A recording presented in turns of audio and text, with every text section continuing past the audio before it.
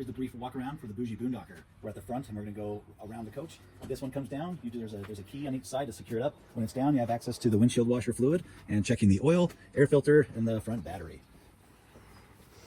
As you come around, there's when we have our steps, we can have the light on if we want the steps to stay out while we're parked. We don't want it to come in and out. Anytime that is off, anytime we close the door after that, there's a little sensor. We close the door, the steps come up. And the only other thing is if you do have it set to stay open when you're in and out, if you do turn the key to turn the vehicle on as a safety measure, they do come up automatically.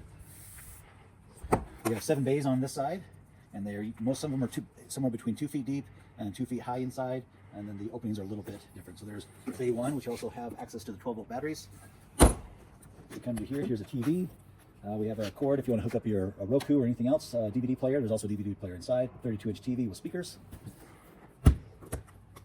Over here is our on-demand water heater that just is always ready to go anytime you need.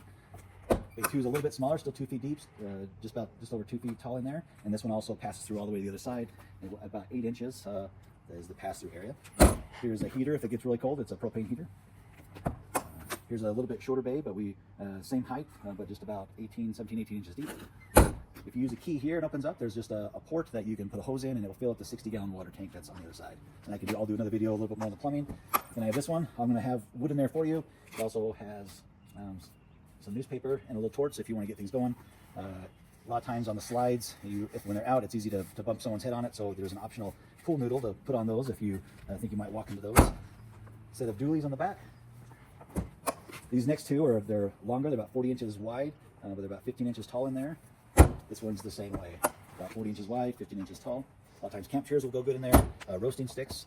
This is where I typically will keep a few boards if I need to level it out just a little bit. And this is also where this is all freshwater drinking water hose, and this goes on this side. There's also a ladder that we keep in here. This is also a pass-through, or if you have fishing gear, you can put in there. On the back, optional, we have a 6 bike rack holder. Mostly we keep just a few bikes, and then we'll put our camp chairs on this. That can be an option. I'll talk more about this later, but this is the electrical bay, and I have 2 plugs. One is for the 50 amp or the big cord with you'll see 4 prongs on it. Anything else that's 30 amp or less, there's another port here for that, and that because it goes directly to the batteries, not necessarily into the main inverter. Next one is our wet bay. Here's where we have some water. We can turn on a water pump from here.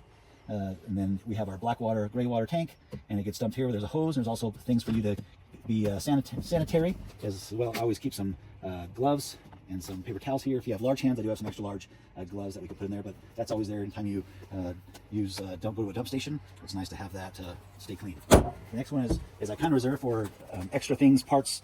There's an extra extension cord in case you're a little further away from a power supply. I also have some replacement parts that I keep in here, things for the generator or spark plugs, things like that. I'll put in there. There's even some rope if you need.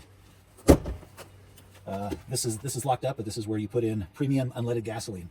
It's not diesel, so it's always just like you would just a regular car pickup. It's on this passenger side. Typically, if you're going into a gas station, when your front bumper is about the front gas pump, this is about where the gas pump will be on the backside. Here's just a small compartment. You can keep things in there. I usually keep some lubricants and oils in there. This next one is typically where I keep most of my tools. I'll have some basic tools in there that could be needed if you need. The next one is just a big bay. It's going to be, again, 2 feet deep, a little over 2 feet high.